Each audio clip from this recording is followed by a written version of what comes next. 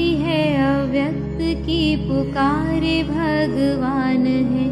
क्रांति की तो आन और क्रांति की तो शान है।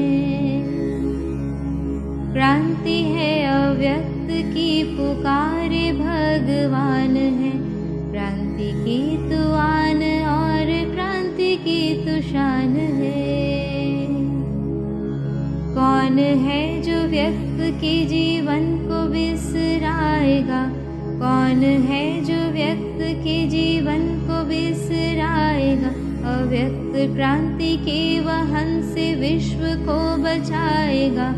उठ कदम बढ़ा, तेरी सांस में तूफान है। क्रांति की तू आन और क्रांति की तू शान है। छोड़ दे इन बंधनों को, तोड़ दे ये बेड़ियाँ। छोड़ दे इन बंधनों को, तोड़ दे ये बेड़ियाँ। जंजीरों में कब बंधी ये तपती चिंगारियाँ। तेरे हर कदम पे साथ स्वयं भगवान है। क्रांति की तू आन और क्रांति की तू शान है। तेरे बल पे अब भी देख बाबा को गुमान है। तेरे बल पे अब भी देख बाबा को गुमान है। करवटें नहीं तुझे बदलना अब ज़माना है। तेरे दम से ही ये ज़मीं आसमान है।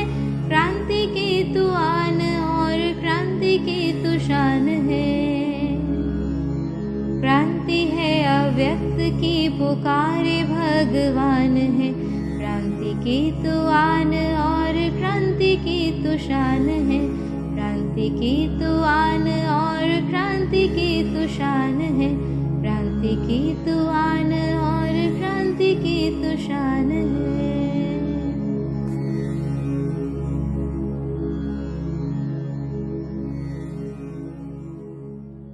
ओम शांति। एक व्यक्ति ने ये सुना कि ऐसा एक कुआं है, अगर उस कुएं से कोई भी प्रश्न पूछो तो वो कुआं उत्तर दे देता है। कई किताबें उसने पढ़ी और ऐसा एक रहस्यमय कुआं, अ मिस्टीरियस वेल, के बारे में उसने सुना पढ़ा, कईयों ने कहा भी, पर आज तक उस कुएं को कोई ढूंढ नहीं पाया। कहीं दूर गुफाओं के बीच वो रहस्यमय कुआं है। उस व्यक्ति की ये जिद थी कि वो कुआं उसे ढूंढना ही है। उसने इसको अपने जीवन का लक्ष्य बना लिया और एक दिन बहुत प्रयासों के बाद उस व्यक्ति ने उस रहस्यमय कुएं को ढूंढ लिया। उसने ये सुना था कि कुएं के अंदर झांक कर जो प्रश्न पूछो उसका उत्तर मिल जाता है। वो झांकता है और उस कुएं से प्रश्न पूछता है, व्हाट इज लाइफ? जीवन क्या है? कोई उत्तर नहीं। वो उस कुएं से फिर पूछता है, जीवन क्या है? बस उसी की प्रतिध्वनि, एको। परंतु वो भी बहुत जिद्दी है। वो रहस्यमय कुआं है और यही वो कुआं है, और उस कुएं से जो भी प्रश्न पूछो उसका उत्तर मिलता है।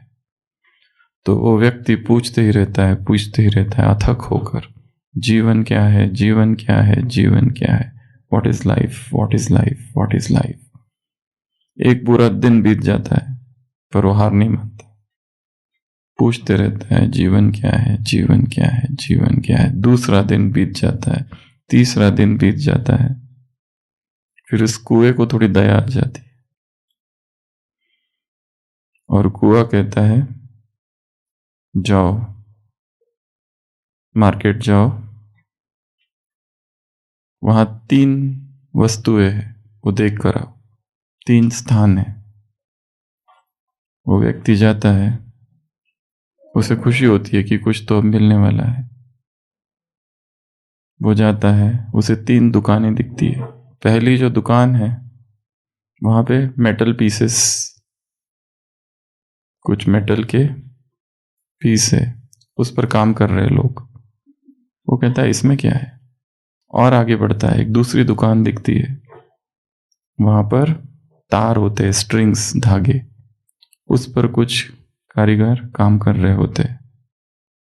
और आगे जाता है, वहाँ कारपेंटर्स होते हैं, कारपेंटर की दुकान होती है, लकड़ी रखी हुई है, उस पर वो लोग काम कर रहे हैं। वो देख कर वापस आता है और कुएं से कहता है इससे क्या, मेरा प्रश्न था जीवन क्या है। वो कुआं कहता है बस इसी में जीवन समाया हुआ है, अब तुम जाओ, उत्तर तुम्हें मिल जाएगा। वो बहुत क्रोधित होता है उस कुएं पर और चला जाता है। कई वर्ष बीत जाते हैं। एक दिन चांदनी रात होती है।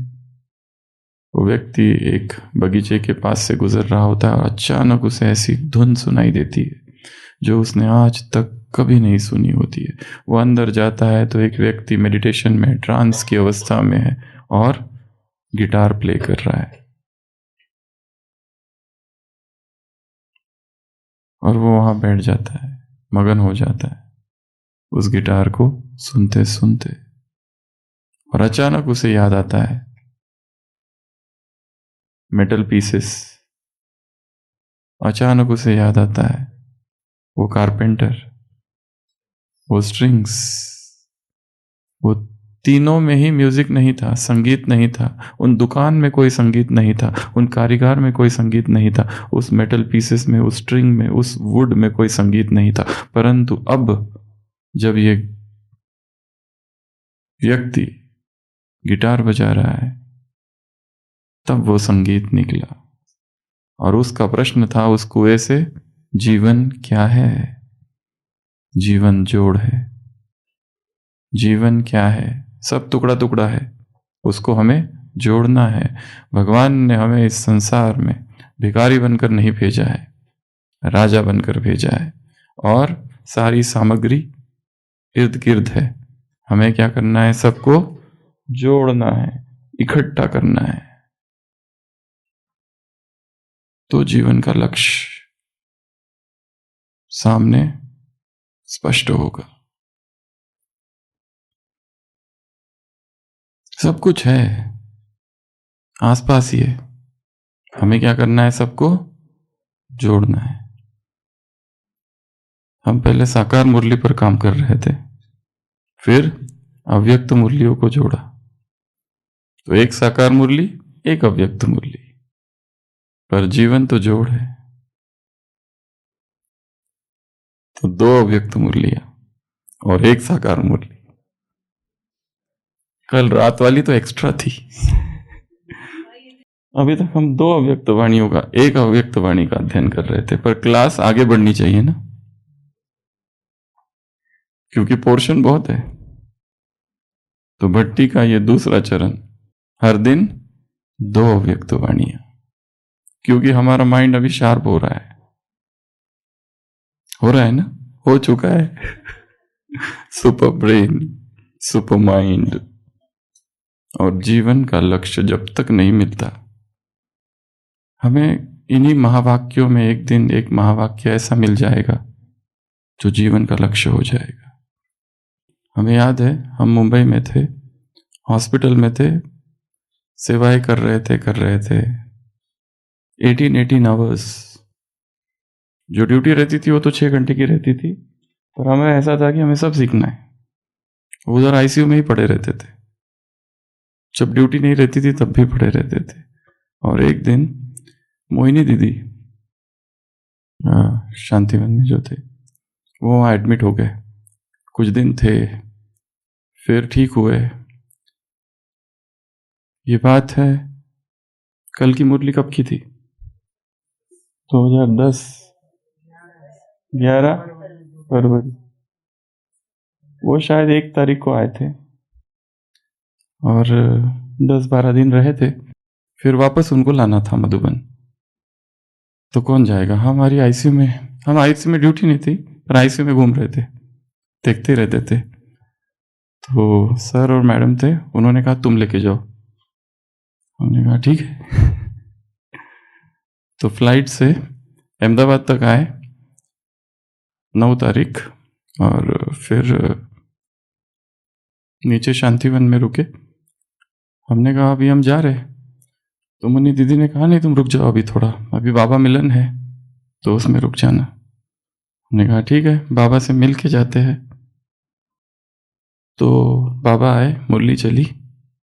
मुरली के बीच में बाबा ने, क्योंकि उनका थोड़ा स्वास्थ्य ठीक नहीं था तो उनको जाना था, तो बाबा ने बीच में ही बुला लिया मुरली के,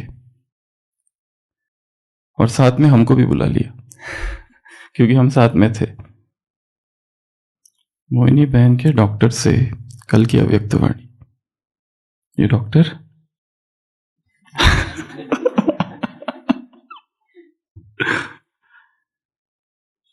इस वाक्य से हमें पहली बार मुरली के बीच, मोहिनी दीदी थे स्टेज व्हीलचेयर पर, और उन्होंने कहा ये हमारे डॉक्टर है, तो बाबा ने एकदम सामने ले लिया।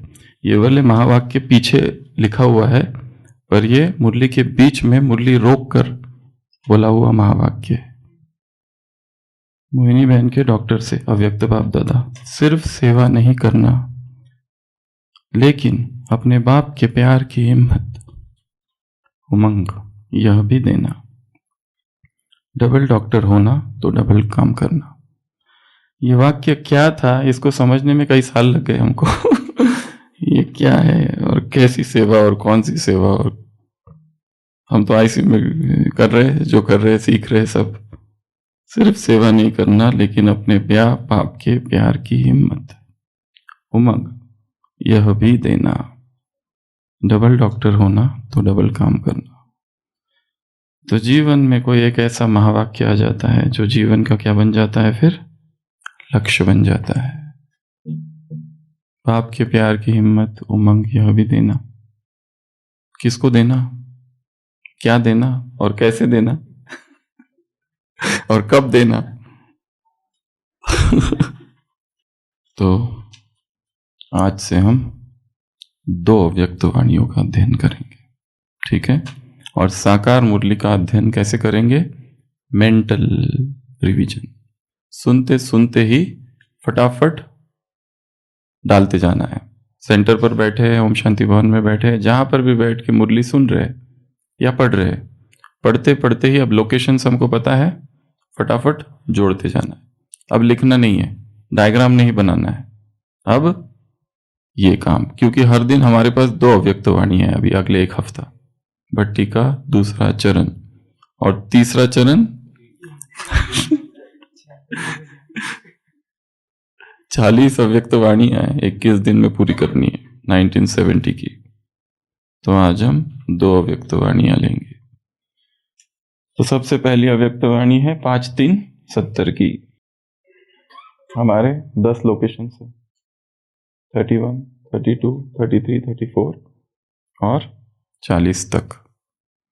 और दूसरी जो अव्यक्तवाणी है उसके लिए हम आज नए 10 लोकेशंस निर्माण करेंगे। सबसे पहली वाणी किस पर है, शिव रात्रि पर। तो पहला लोकेशन हमारा है वर्क प्लेस, अपना कर्म स्थान, ऑफिस, डिपार्टमेंट, जो भी है उसमें क्या करना है। ये मुरली है शिव जयंती की, शिवरात्रि की। जयंती अर्थात जयंती शब्द का क्या अर्थ है, जय जय, जयंती अर्थात विक्टोरियस, विजयी। तो कर्म क्षेत्र पर क्या, कर्म क्षेत्र पर शिव जयंती मनानी है। मनानी अर्थात बनना, और बनने में यहां बाबा ने बहुत सारी चीजें बताई है। जैसे भक्त क्या करते हैं, जल चढ़ाते, किसके माध्यम से चढ़ाते हैं, ब्राह्मणों के। ब्राह्मण कौन है, तुम। अब तुम्हारा काम क्या है, दूसरी आत्माओं से जल चढ़ाना, मतलब दूसरी आत्माओं को बाप पर चढ़ाना।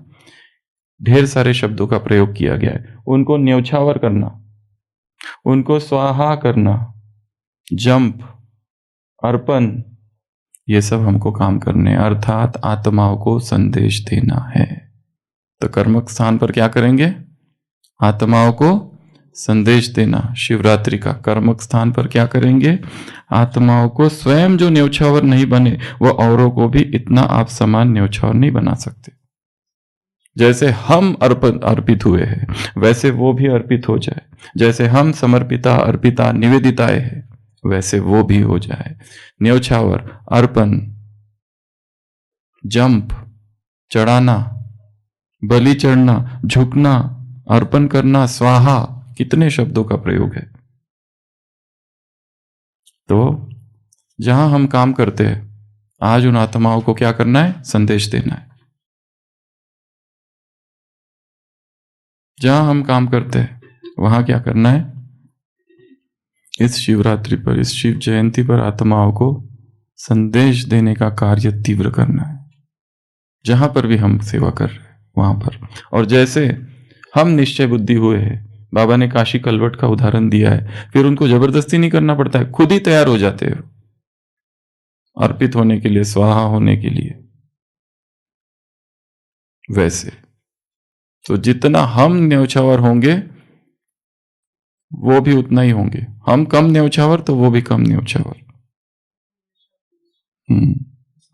हिसाब है पूरा। वो नहीं हो रहे तो प्रॉब्लम किधर है? स्टूडेंट पास नहीं हो रहे, प्रॉब्लम कहाँ है? टीचर।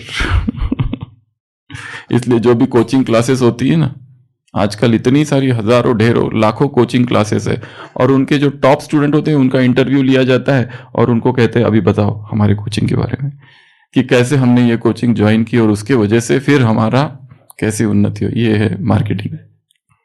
पहले मैं बहुत डरता, मुझे कुछ नहीं आता है। जब से मैं इनके संपर्क में आया और इनकी कोचिंग ज्वाइन की, मेरी तो एकदम बुद्धि का परिवर्तन हो गया और मैंने इसमें टॉप कर दिया। बस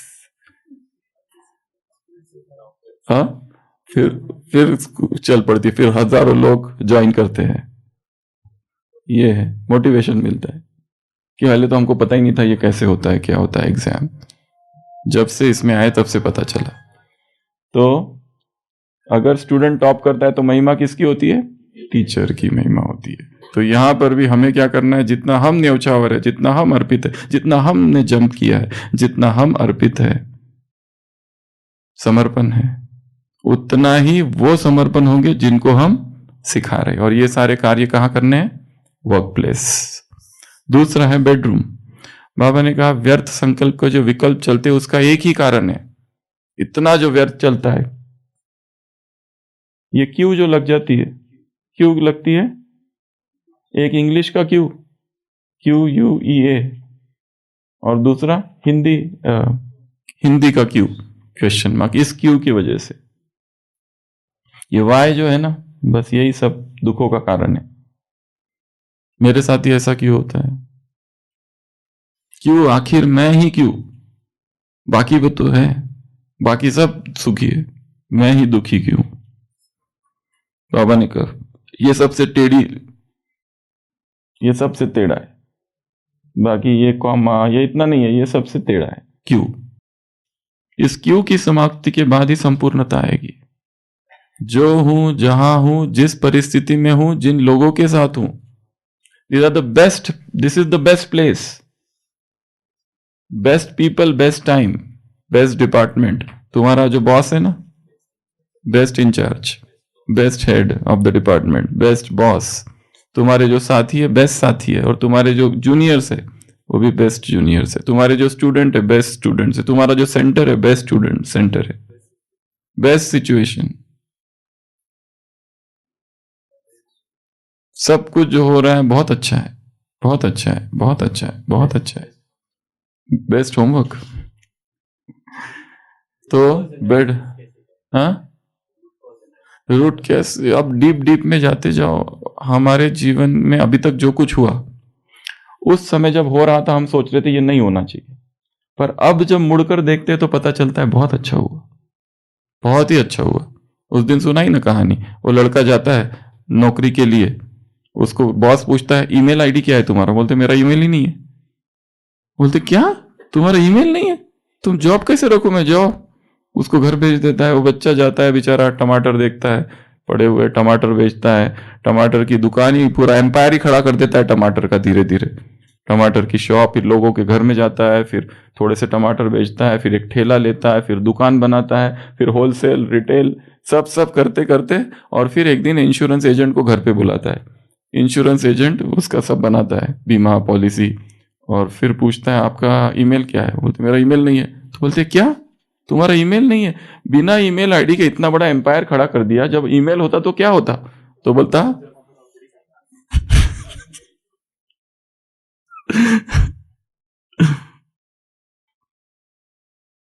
शॉप बॉय, बस वो दुकान में नौकरी कर रहा होता आज। तो जो है, जहां है, उस परिस्थिति को हृदय से, दिल से स्वीकार कर लेना। हमने ये बात कई बार कही। एक सेंटर पर हम गए थे, वहां 2 ही स्टूडेंट थे बस, एक माता और एक भाई। उस बहन को हमने पूछा है, बस 2 ही? उन्होंने कहा सेवा तो हम बहुत करते हैं, परंतु यहाँ लोग आते नहीं है, क्योंकि यहाँ ना सारा नॉनवेज ये सब है। तो उसने बात जो कही ना, अभी तक हमको याद रहती है, मैंने इस परिस्थिति को प्रेम से स्वीकार किया है। और वो हमने देखा, सुबह 2 बजे उठते हैं, अव्यक्त मुरलियों का एकांत में अध्ययन करते रहते थे वो बहन जी। स्वीकार कर लिया, पर दिन भर सेवा भी करते रहते थे। अब स्टूडेंट रेगुलर नहीं होते, वो एक दूसरी बात है।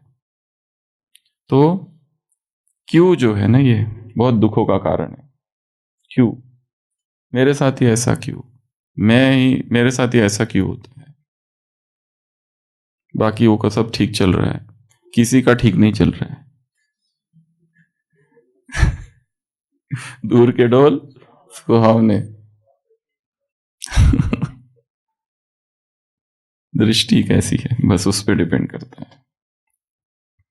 तो बेडरूम में क्या करना है आज? सोते सोते सारे क्यों की समाप्ति कर देनी है। जो हूं, जैसा हूं, जहां रखा है, यही ठीक है। पर इसका मतलब ये नहीं, एक्सेप्टेंस मतलब ये नहीं कि पुरुषार्थ करना रोक देना है, परिस्थितियों को बदलना नहीं है। पुरुषार्थ तो करते रहना है, पर अंदर से एक तृप्ति भी है। ठीक है, राम जी की कृपा से, राम जी की इच्छा। कई लोगों की आदत होती ना, ये वाक्य बोल देने, तकिया कलाम होता है, राम की कृपा से, राम की इच्छा से। हर 2-3 लाइन के बाद ये निकलता है, जो प्रभु की इच्छा। तो सोते सोते रिलैक्स कर देना है, सारे क्यों खत्म, जो है सब ठीक है। फिर उसके बाद में आ जाओ मार्केट। हमारा अगला कौन सा है? मार्केट। बाबा ने पांडव भवन के लिए कहा है, बहुत अच्छे महावाक्य है, कि गेट की रखवाली करो कि माया कोई अंदर आ ही नहीं पाए, आसुरी संस्कार, आसुरी संकल्प। तो सोचो, ये पांडव भवन है, इधर मार्केट है, और हम कौन है? Security guard. अंदर नहीं आने देंगे आसुरी संस्कार, आसुरी संकल्प, हम वो सिक्योरिटी गार्ड है। ऐसी पांडव सेना तैयार है जो आसुरी संस्कारों को, आसुरी संकल्प को भी इस पांडव भवन के अंदर आने ना दे। अब पहले अपने अंदर यह पहरा मजबूत होगा, तब पांडव भवन में भी यह मजबूती ला सकते हैं। मुरली कब की है? 1970s की चल रही है, 70 की मुरली है। तो हम भी एक पहरेदार है, सिक्योरिटी गार्ड है। तो मार्केट जब भी जाएंगे तो क्या सोचेंगे? ये सब आसुरी संस्कार, आसुरी संकल्प अंदर अंदर ही पांडव भवन है, अंदर मधुबन है, भीतर वो अंदर प्रवेश ना करे। और स्थूल में भी आसुरी संस्कार और आसुरी वृत्ति या संकल्प अंदर प्रवेश नहीं करेंगे। फिर आ जाओ ग्राउंड पर। तो ग्राउंड पर ऐसी सब आत्मा इकट्ठी हो गई है जो सिक्योरिटी वाले थी, और जिन्होंने ये संकल्प किया था कि मधुबन में ये सब आने नहीं देंगे। और यहां पर मधुबन क्या बन गया है? जादू का घर। बाबा ने क्या बोल दिया? तो फिर मधुबन एक जादू का घर हो जाएगा, जो कैसी भी आत्माएं आते ही आसुरी संस्कारों और व्यर्थ संकल्पों से मुक्त हो जाए, ऐसे निर्विकल्प बनने का जादू का घर हो जाएगा। ऐसी सर्विस जब करेंगे तब प्रत्यक्षता होगी। तो ग्राउंड में क्या हो रहा है? वो सारे लोग इकट्ठे हो गए, वो सारे सिक्योरिटी गार्ड जिन्होंने कहा था कि हम आसुरी संकल्प, आसुरी वृत्ति, संस्कारों को अंदर आने नहीं देंगे, और वो सारों ने मिलके क्या कर दिया? फिर मधुबन क्या बन गया? जादू का घर बन गया। तो ग्राउंड में सारे लोग इकट्ठे हो गए, मार्केट में सिक्योरिटी गार्ड, बेड पर सोते हुए कौन हूं मैं? क्यू को खत्म कर दिया और अपनी सेवाओं में जितना हम न्यौछावर है उतनी आत्माओं को भी हम न्यौछावर करेंगे।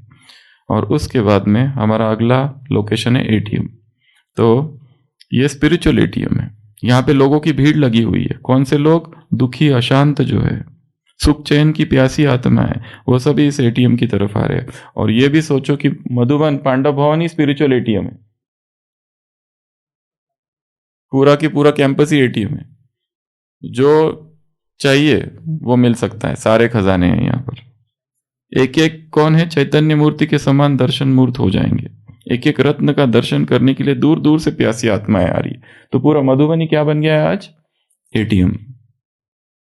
जब हम इस तरह से हटके सोचते हैं ना तो बुद्धि चलने लगती है। नहीं तो हम रूटीन में लॉजिकली ऐसा कभी नहीं सोचते। हमारा एटीएम अपनी जगह पर है, मधुबन अपनी, हमने कुछ और ही कर दिया अभी। तो यहां पे जो है पर लग जाते हैं। किसको? कल्पना को पर लगते हैं। कल्पना, विजुअलाइजेशन। तो उसमें नवीनता आती है फिर। तो ये हो गया। फिर उसके बाद में हमारा अगला ये हो गया चौथा लोकेशन, पांचवा। फिर आ जाओ बैंक में। तो बैंक में आज 4 प्रकार की शक्तियां है, 4 पावर्स। यहां पर जो भी जाएगा उसमें 4 प्रकार की शक्तियां भर जाएगी। कौन कौन सी शक्तियां? संगठन का, स्नेह का, सहयोग का और सहन शक्ति। तो ये एक ऐसा स्पिरिचुअल बैंक है जहां पर ये 4 शक्तियां मिलती है। 1 2 3 4। स्नेह, सहयोग, संगठन और सहन शक्ति। हमारे सहन शक्ति की परख कब होती है? कर्म क्षेत्र। दूसरी आत्माओं के जब हम संपर्क में आते हैं तब। कर्म क्षेत्र ही मेन है एक्चुअली। ये तो स्टेज है, कर्म क्षेत्र है। अभी 9 बजे से पहले और 5 बजे के बाद ये बैकग्राउंड है। ये प्रिपरेशन है। लाइव जो टेलीकास्ट है ना वो ग्राउंड, वो ये है स्टेज। वहां जो कुछ होता है ये खाली आपकी प्रिपरेशन है। आप अमृत वेला करो ना करो, मुरली अध्ययन करो ना, पर्सनल है। सामने क्या दिख रहा है उस पर से डिसीजन लिया जाएगा। ये यहां क्या दिख रहा है? भले कोई 2 बजे उठ रहा है पर दिन भर लड़ाइयां चल रही है।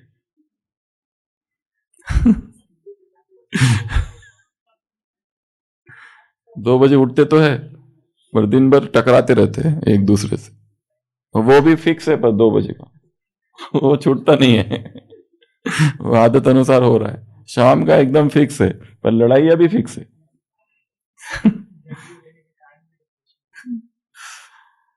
तो ये हो गया बैंक में, ये 4 शक्तियां मिल रही है। फिर आ जाओ स्कूल में। स्कूल में टीचर जो है ना सबसे प्रतिज्ञा करा रहा है। सोचो एक ग्राउंड है बहुत बड़ा और टीचर सबसे एक साथ प्रतिज्ञा करा रहा है। 3 प्रतिज्ञा है। कौन सी प्रतिज्ञा है? सहनशीलता का बंध धारण करेंगे, क्यू को खत्म करेंगे और आसुरी संस्कारों को पहरा देंगे। टीचर क्या कह रहा है सभी स्टूडेंट को? ये 3। वो सोचो टीचर मैं ही हूं, स्कूल का टीचर, और बच्चों को कह रहा है आज से क्यू खत्म, कोई कारण नहीं देना। 4 विद्यार्थी होते हैं, उनकी अगले दिन एग्जाम होती है और वो भूल ही जाते हैं एग्जाम में। वो पार्टी में चले जाते हैं कहीं और फिर लेट हो जाते हैं और फिर दूसरे दिन सोते रहते हैं।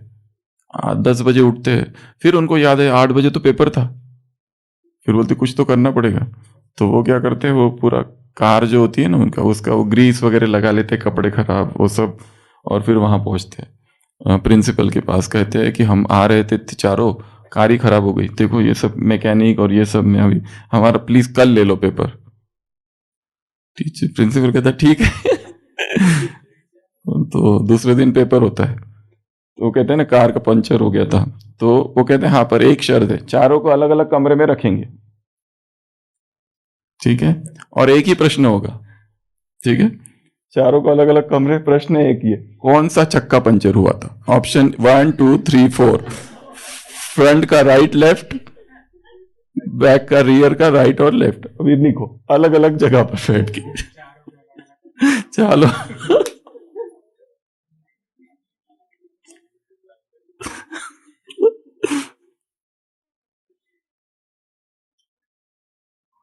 सहन शक्ति का बल, क्यू कोई कारण नहीं। आसुरी संस्कारों का पहरा, ये तीसरा। तो उसके बाद में आ जाओ कॉलेज। तो कॉलेज का नाम क्या है? वंदे मातरम कॉलेज। कॉलेज का नाम ही वंदे मातरम है, जिसमें केवल माताएं है। और ये ऐसी, ये कोई सिंपल वाली माताएं नहीं है, सुपर माताएं है, जिनको भगवान भी आकर एकदम सलाम ठोकता है सुबह सुबह आके। इस सुपर माता सिंपल माता नहीं, सुपर माता। वंदे मातरम कॉलेज है, जिसमें भगवान क्या करता है? भगवान बच्चों को कहते हैं वंदे मातरम। कितना फर्क हो गया, इतना नशा रहता है। जिस बाप की अनेक आत्मा वंदना करते, वह स्वयं आकर कहते हैं वंदे मातरम। इस कुमारी की निशानी क्या होगी? उनके नयन, उनके मुखड़े, उनके चलन बोल आदि से खुशी झलकती है, जिस खुशी को देख कईयों के दुख मिट जाते हैं। भगवान ही आकर, ये आज माताओं का है। फिर आ जाओ रिहैब सेंटर। तो रिहैब सेंटर भी ऐसा अजीब सा रिहैब सेंटर है, यहाँ पे लोग उठते हैं और इतने सब हर्षित है कि एक दूसरे की शक्ल देखते ही खुश हो जाते हैं। तो आप बच्चों को हर्षित चेहरा देखकर अंदर हर्ष हो जाएगा। दुनिया में भी कहते हैं शक्ल का प्रभाव पड़ता है। सबसे पहले किसकी शक्ल देखी? ऐसा कहते हैं ना, आज पता नहीं किसकी शक्ल देख ली थी सुबह सुबह, कुछ तो गड़बड़ हो गई। तो ये एक रिहैब सेंटर ऐसा है कि यहां सभी खुश है, उठते हैं तो खुशी। फिर लास्ट पेट्रोल पंप।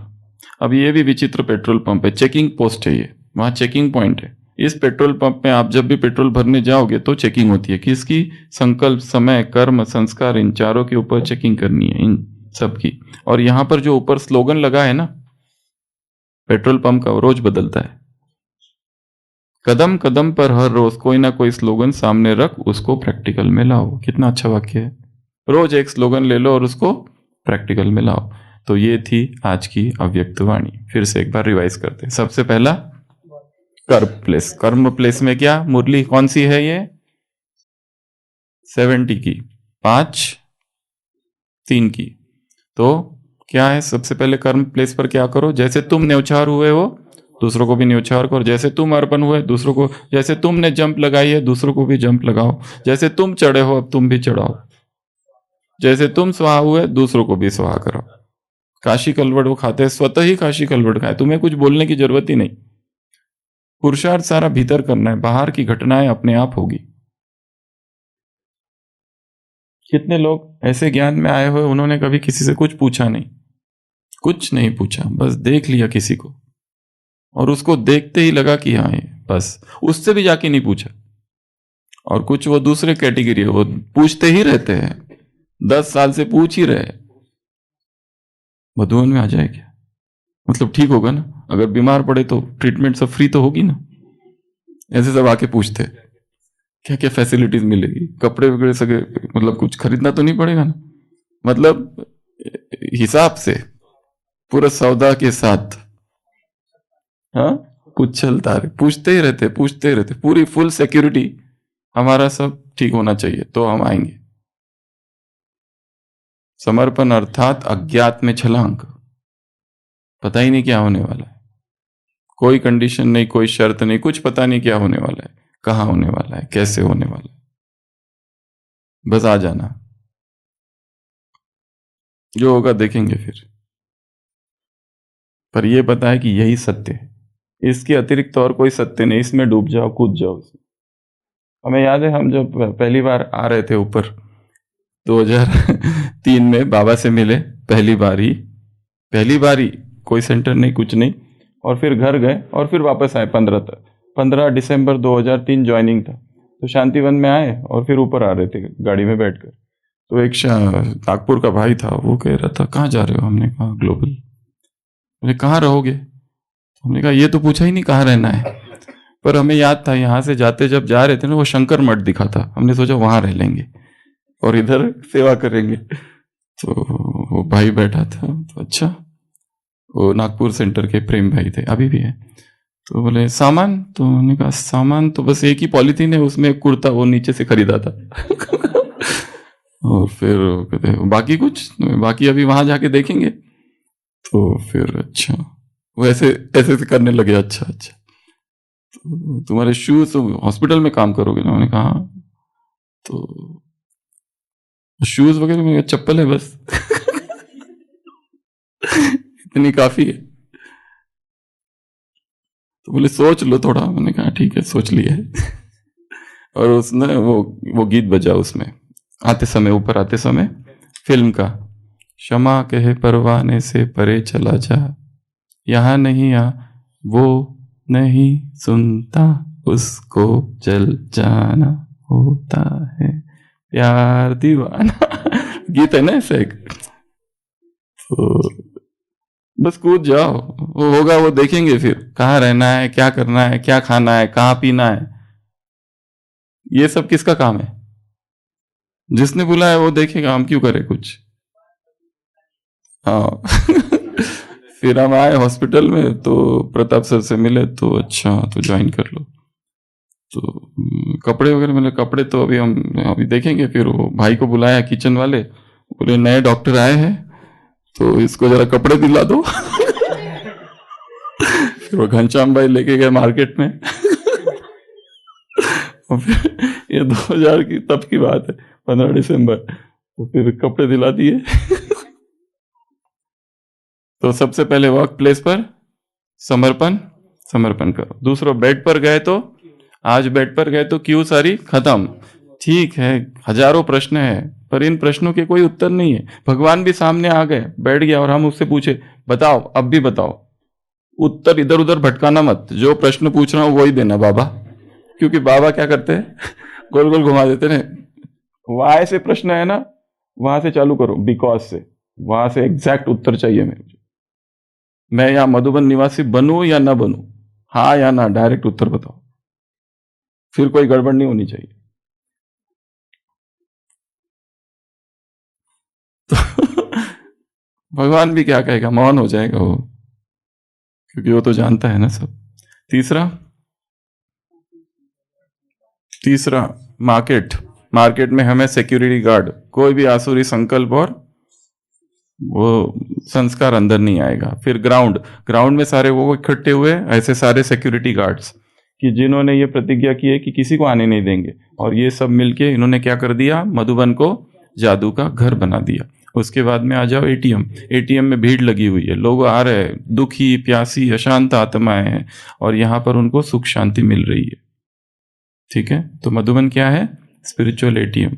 उसके बाद में पहुंच जाओ बैंक में 4 कौन से बल है, स्नेह, सहयोग, संगठन और सहनशीलता। जब भी मुरली में आगे पीछे हो ना, उसको अपनी सुविधा से हमको ठीक करना है। जैसे पहला संगठन है, फिर सहयोग, फिर स्नेह, तो आप जो हमारी बुद्धि में बैठा क्या है, स्नेह, सहयोग, संगठन, उसको इस तरह एडजस्ट कर लो, और सहनशीलता। उसके बाद में पहुंच जाओ कहा, स्कूल में। कौन सा स्कूल है, 3 प्रतिज्ञा करा रहे हैं। कौन सी प्रतिज्ञा है 3? एक, क्यों को खत्म, सहनशीलता धारण, और आसुरी संस्कारों पर पहरा। वही जो ऊपर चल रहा था उसी का समराइज कर दिया। तो हमने इन तीनों प्रतिज्ञाओं को स्कूल में डाल दिया। फिर कॉलेज, कौन सा कॉलेज है, भगवान सुपर माताओं को क्या कर रहे हैं, सलाम कर रहे हैं। कमाल है तुम्हारी, लोग मेरी वंदना करते, मैं तुम्हारी वंदना कर रहा हूं। फिर आ जाओ रिहैब सेंटर पर। कैसा रिहैब सेंटर है, जहां 1-2 उठते हैं सुबह सुबह और हंसते हुए। आज 8 मार्च, अच्छा महिला, अरे वाह कमाल है इंटरनेशनल वुमेन डे शिवरात्रि भी है, और ये मुरली भी है, और ये कॉलेज भी खुला है फिर उसके बाद में नेक्स्ट, रिहैब सेंटर में इतने खुश है सब कि जो भी उठते हैं वो मुस्कुराते हुए उठते, इतने खुश है, जिसको देखो दिन बन जाता है। क्या बात है नेक्स्ट, पेट्रोल पंप में जो ऊपर स्लोगन है ना, हर रोज बदलता है। इसलिए आपके जो सेंटर है या जगह है, वहां पे भी जो स्लोगन्स वगैरह वो भी चेंज करते रहना चाहिए। एक ही एक रखा हुआ है, कितने सदियां बीत गई, वो कोई चेंज ही नहीं किए। पिक्चर, स्लोगन्स चेंज करते जाओ उसको, तो थोड़ी नवीनता रहेगी। ये भी कितनी अच्छी बात है? नए नए पिक्चर्स, नए नए स्लोगन्स, नए नए सोमान, जो आज तक किसने सोचे नहीं, ऐसे सोमान निकालने, एकदम हटके जो सोमान है, एकदम ऐसा धक्का लग जाए। और सोचने में मजबूर कर दे। इस सृष्टि का केंद्र मैं हूं। कितना अच्छा सम्मान है। ये जो धरती है उसके बीच का जो पॉइंट है ना, वो मैं हूं। पूरे धरती का पोषण कर रहा हूं। ये हो गया। अगला पेट्रोल पंप, डन। अभी आ जाओ नेक्स्ट मुरली। एक मुरली पूरी हो गई, अभी फास्ट दूसरी मुरली। धीरे धीरे स्पीड को हम बढ़ाएंगे। तो सबसे पहला 41। अब ये पहले लोकेशन से याद कर लो और उसके बाद जो भरना है उसमें बहुत फास्ट करेंगे उसको। तो सबसे पहला हम पहुंचे, पेट्रोल पंप से पहुंचे रेलवे स्टेशन। कहां पहुंचे? Railway station. आंख बंद करके पहले देख लो हम जो बता रहे हैं। आंख बंद, अपने आप को पहुंचते हुए देखो। रेलवे स्टेशन पर पहुंचे, वहां से ट्रेन में बैठे, ट्रेन चल पड़ी। फिर आगे एयरपोर्ट पर, एयरपोर्ट से एयरपोर्ट के वहां पर फ्लाइट में बैठे, फ्लाइट चल पड़ी। फ्लाइट उतरी, वहां से पैदल गए, सामने बस स्टैंड, बस डिपो। फिर वहां से बस पकड़ी, बस पकड़कर पहुंचे अपने सेंटर पर, जो भी आपका सेंटर है। या जो मधुबन निवासी है वो अपने पुराने सेंटर को याद करेंगे जहां से आए थे। उस सेंटर पर गए, सेंटर पर बैठे। सेंटर के एकदम सामने ओल्ड एज होम है। रोड क्रॉस के सामने एक ओल्ड एज होम है, वृद्धाश्रम। वृद्धाश्रम के बाजू में एक किराने की शॉप है, ग्रोसरी स्टोर। और किराने स्टॉप के बाजू में एक मेडिकल स्टोर है। फिर से एक बार हम पेट्रोल पंप से निकले और सबसे पहले पहुंचे रेलवे स्टेशन, वहां से ट्रेन पकड़ी, पहुंचे एयरपोर्ट, वहां से फ्लाइट पकड़ी, बस स्टैंड, वहां से बस पकड़ी, पहुंचे सेंटर, सेंटर के आगे old age home, old age home के बाजू में किराना शॉप, किराना शॉप के बाजू में मेडिकल स्टोर, स्टॉप। अभी मुरली पर आ जाते हैं। ये हमारे हैं 10 नए लोकेशंस, ठीक है। 10 लोकेशंस लिख लो। पहला railway station 41, 42 train, 43 airport, 44 flight, 45 bus depot या bus stand, 46 bus, 47 BK centre, 48 old age home, 49 grocery shop और मेडिकल स्टोर। अभी एक बहुत इंटरेस्टिंग बात है इस मुरली में, सबको मजा आएगा। ये मुरली कौन सी है? 23/3 की मुरली है। ये मुरली अब होली पर है, ठीक है। सबसे पहले हम आते हैं रेलवे स्टेशन पर। तुम्हारे पुरुषार्थ की सिद्धि तब होगी जब संस्कारों का मिलन होगा। तो आज रेलवे स्टेशन पर ढेर सारे संस्कार आए, इनको कहीं जाना है। कौन आए हैं? संस्कार। तो संस्कारों का मिलन कहां हो रहा है? Railway station. मुरली किस पर है? होली पर। अभी होली पर यूजुअली 3-4 बातें हर मुरली में होती है, वो हम डिस्कस नहीं करेंगे। जैसे कि होली के 4-5 अर्थ बाबा ने बताया। पहला, होली जो हो गई, बीती सो बीती, ना उसका चित्त पर धरना, ना उसका चिंतन करना, ना उसका वर्णन करना। ये 3 बातें हैं। जो कुछ पास्ट हो गया, न चित्त पर धरना, न चिंतन करना, न वर्णन करना। ऐसा हुआ वैसा हुआ, वही पुरानी बातें डिस्कस ही करते रहते, जब देखो तब। कितना साल, जब भी फोन आया मतलब अभी 10 मिनट गए, उठाना कि नहीं उठाना वो प्रश्न रहता है। वही पुराना पुराना रिपीट करते रहते। तो ये होली, एक तो ये अर्थ। दूसरा, पवित्र। तीसरा, रंग में रंगना। चौथा, होली, बाप की हो गई, बाप का बन गई। ये 4 हर मुरली में रहेगा। कभी 2 रहेंगे, कभी 1 रहेंगे, कभी 3 रहेगा, कभी कहेंगे 3 अब सुनाए, अगली बार सुनाएंगे, वो अगला कभी आता नहीं। ऐसा मुरलियों में चलते रहता है, ठीक है। तो ये होली। तो सबसे पहले रेलवे स्टेशन पर क्या है आज? संस्कारों का मिलन।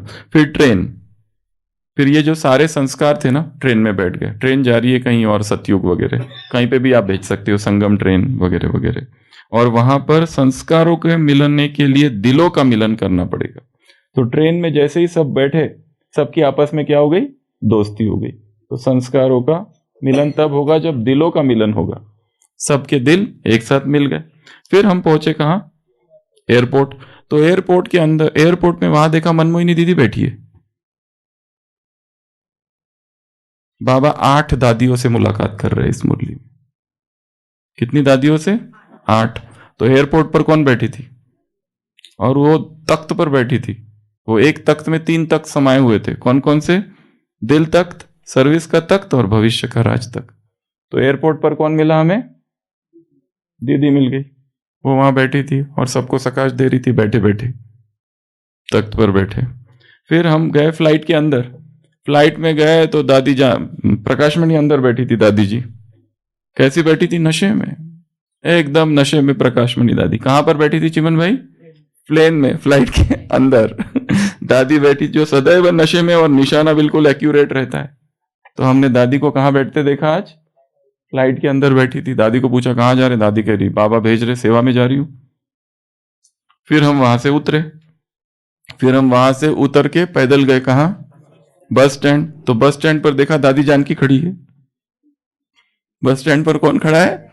दादी जानकी खड़ी है। क्या कर रही है? वाणी से सेवा कर रही है। कौन है दादी? वाणी मूर्त। और वाणी से सेवा करते करते लोगों को क्या हो रहा है? साक्षात्कार। अब वाणी से औरों को साक्षात्कार होता है, लेकिन फिर होगा साइलेंस से साक्षात्कार। तो दादी क्या करा रही है वहां पे? साक्षात्कार। यह भी टॉपिक है, जितनी जितनी समानता देखो उसमें उतने समीप समझो। तो दादी कैसी बाप समान अवस्था में कहां बैठी है? बस स्टैंड पर। और क्या कर रही है वहां पर? भाषण दे रही है। वाणी मूर्त है और साथ साथ साक्षात्कार भी करा रही है। फिर हम पहुंचे, बस के अंदर घुसे। फिर वहां बस आ गई। बस के अंदर जा रहे तो वहां देखा चंद्रमणि दादी बैठी है बस में। दादी को पूछा तुम कौन हो? दादी कहती मैं हूं चंद्रमणि, मैं हूं सूर्यमणि। तो देखा यहां सूर्य चमक रहा है चंद्रमणि दादी के। तो शक्ति रूप और शीतल रूप दोनों, सूर्यमणि भी हूं और चंद्रमणि भी हूं। बाबा के मुरली में महावाक्य दादी के, दादी ऐसी कह रही है। तो लाइट माइट दोनों दिखाई दे रहा है। कहां पर? बस के अंदर। बस पहुंच गई कहां पर? सेंटर पर। सेंटर पर जाके देखा तो निर्मल शांता दादी क्लास करा रही है। सेंटर के अंदर कौन क्लास करा रहा है? निर्मल शांता दादी। तबीयत ठीक नहीं है, फिर भी बाबा कह रहे हैं व्याधि बदलकर खेल रूप हो जाती है। दादी के लिए शरीर की बीमारियां क्या है? खेल है। शरीर को कुछ भी हो रहा है, पर सेंटर पर मुरली सुनाने की ड्यूटी है तो सुना ही रही है। और सोचो ये सब दादियां 70s की दादियां हैं, यंग वाली दादी है सारी। जितना साक्षी अवस्था ज्यादा रहेगी उतना समझो कि साक्षात्कार मूर्त बनते जा रहे हैं। तो निर्मल शांता दादी क्या कर रही है? सेंटर पर मुरली चला रही है। सामने हमने देखा वहां कौन है? Old age home. हमने सोचा चलो वहां जाके आते हैं। ओल्ड एज होम में घुसे तो कौन मिला? शांतामणि दादी मिल गई। वो क्या टॉपिक पर भाषण कर रही है? श्रेष्ठता, स्पष्टता से श्रेष्ठता। कहां पर? ओल्ड एज होम में सब बूढ़े बूढ़े लोग हैं। तो दादी तो जवान है, दादी गई है और दादी क्या कर रही है? सबको ज्ञान सुना रही है। एक एक दादी का नशा है। ठीक है, फिर हम और आगे बढ़े। ओल्ड एज होम के बाजू में क्या है? किराने की दुकान। वहां रतनमणि दादी, वो कहती है कि कहाँ हो, क्या कर रहे हो? सर्विस पर हूं। सर्विस का ताज, जिम्मेदारी का ताज है। बाबा ने भेजा है यज्ञ के लिए सामग्री लाने के लिए। दादी सभी देखो तो सभी दादियों में एक गुण हमेशा दिखाया है, निरंकारिता। उनको कोई अपना अभिमान ही नहीं है, कहीं कुछ भी जरा सा भी अभिमान नहीं है।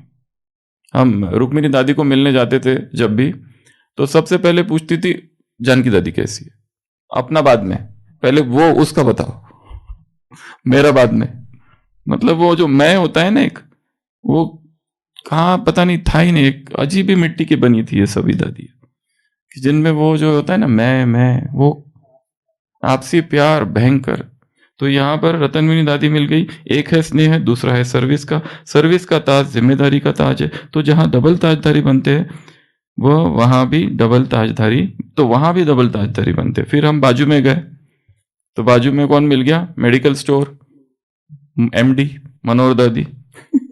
तो मनोहर दादी क्या कह रही है वहां पर कि आज वो जो है वहां का भाई नहीं है, तो बाबा ने मुझे डिस्पेंसरी में बिठा दिया, मेडिकल स्टोर में, सेवा में। सर्व के स्नेही और सर्व के स्नेही, जो सर्व त्यागी होते हैं वही सर्व के स्नेही और सहयोगी बनते। त्याग है पूरे जीवन में।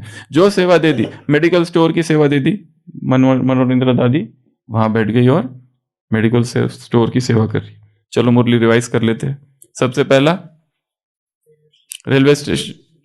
रेलवे स्टेशन कौन आया वहां पर?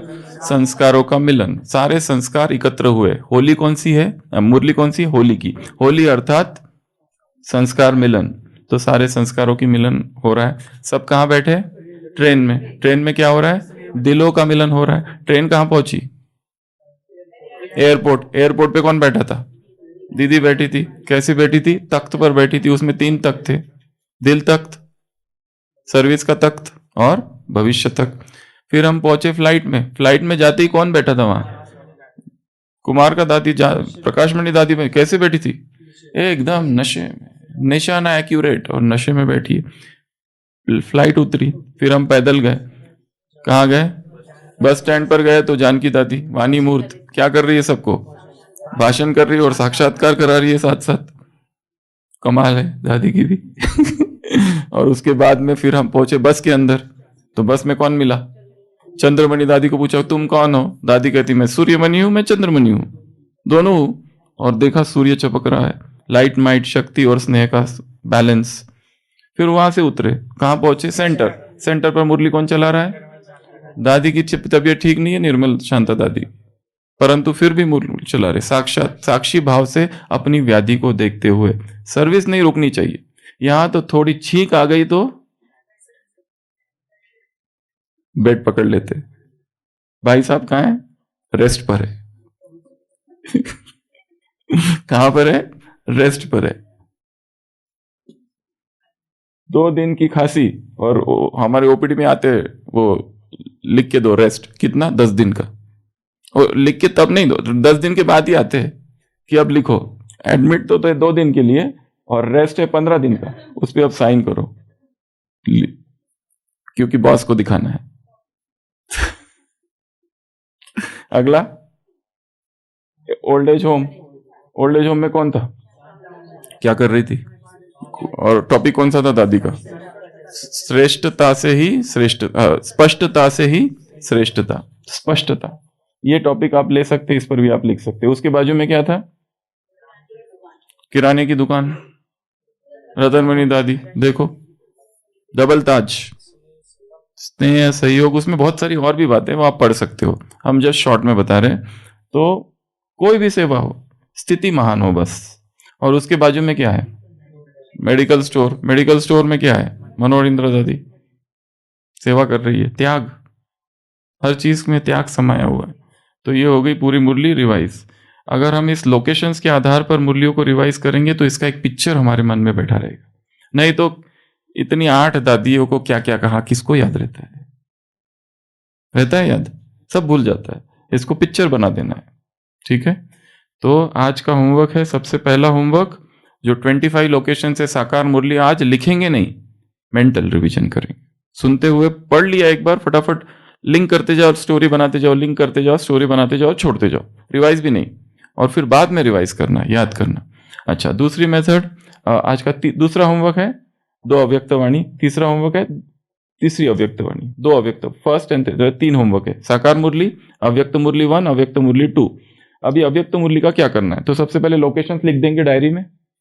मुरली पढ़ते पढ़ते एक फास्ट रीडिंग हो गई, सेकंड रीडिंग पढ़ते पढ़ते ही जो पॉइंट आती है वो डालते जाओ उसमें, तुरंत एक एक एक। 8 दादी है, 8 दादियों के 8 पॉइंट्स में डाल दिया। कल कुछ और होगा, फटाफट फटाफट डाल दिया। अब मुरली बाजू में रख दो, ये जो पॉइंट्स है उनको एक बार देख लिया, फिर छोड़ दो। फिर दोपहर में कभी टाइम मिला एक बार फिर से देख लो, फिर रात में कभी टाइम मिला फिर से देख लो। तो बुद्धि में क्या चले, चिंतन चलता रहे। एक एक महावाक्य भगवान के महावाक्य है, गिरने नहीं देगा।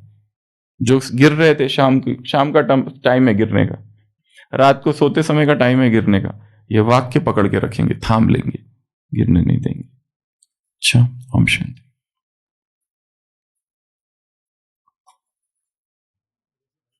भाई, brother, where are you, we are waiting for your brain gym, please come. ये फ्रांस के भाई है, नाम, no please come fast. So France के भाई आज हमको, इन्होंने आज कुछ दिनों पहले एक बड़ा लेटर दिया हमको, बहुत ही जबरदस्त वाला लेटर था, बाद में बताएंगे उसमें क्या था। तो आज ये भाई हमको first give your introduction, short introduction and then brain gym. ओम शांति। इस शरीर का नाम Krishan. Yeah, but you translate before it was Christian, but in India there is confusion. I am Christian, they answer I am Hindu, so I go to Janki Daddy and she said, now you are Christian. No, okay. Mais Francisi, ou France, UK or Germany ke beach, France, so is Gian me Batissal. Yeah. Mais our Samarpit center me. Actually, it's very good double Videshi country. In India, only sister they got to be in center. But it's very good to be brother in a double Videshi country because you also can be surrendered. So this is good fortune. And our Kirchaye? Yeah. Oh, Shanti. So exercise Saj. So now Anguta or Anguli. Okay. Yeah. Okay, so then close. Dusya change. Now close. Saj, huh?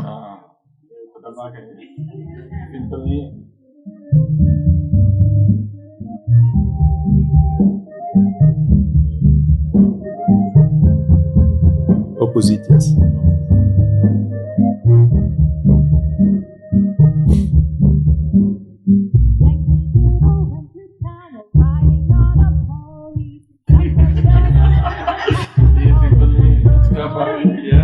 Okay, so दूसरा exercise. Okay, so दूसरा exercise. Music. Yeah. So here is the end. So this is this one is Agni. This one, yeah, Agni. This one is Vayu. This one is Akash. This one is Priti Bhumi, and this one is Jal. Okay, so now is so is Jal? No, Jal. Agni. Yeah. Now this is Vayu. Okay. Now this is Akash. This is Priti Bhumi, and this is Jal. Yad Rakna. Okay.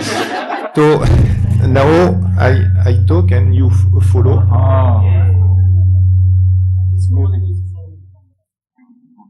So, Agni, Vayu, Jal, Priti, Darti, Bhumi. Yeah, like okay, Jal, Vayu, Jal, Vayu, Agni, Vayu, Agni, Priti, Agni, Darti, Agni, Jal, Vayu, Jal, Akash, Agni, Akash, Agni, Vayu, Jal, Priti, Jal, Agni, Akash,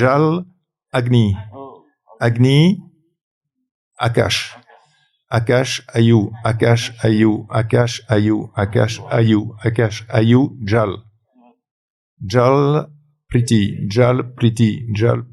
Jal,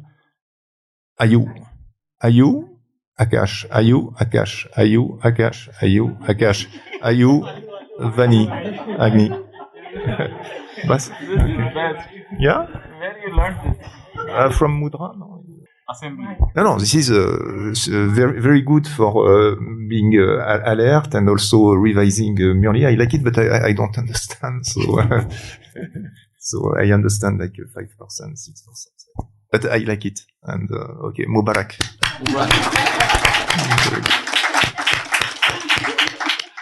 Okay, Kalminange. ये क्रांति है प्राण की, ऊर्जा के उत्थान की, ये क्रांति है अव्यक्त की, ऊर्जा के उत्थान की। आरोहण है शक्ति का, संरक्षण है ब्रह्मचर्य का।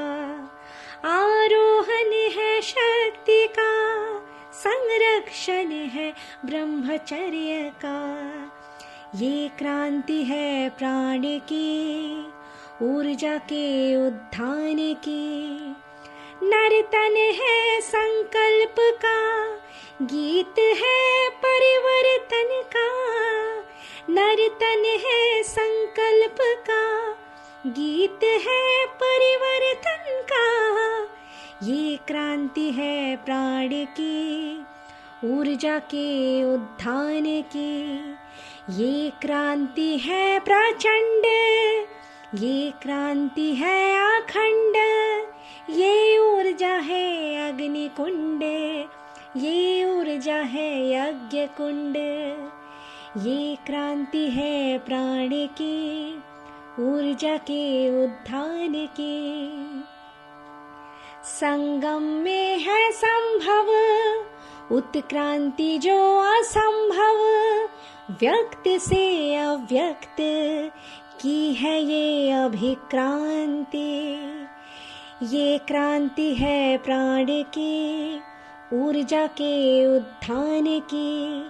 ये क्रांति है अव्यक्त की, ऊर्जा के उत्थान की। आत्मा शुद्धि से ही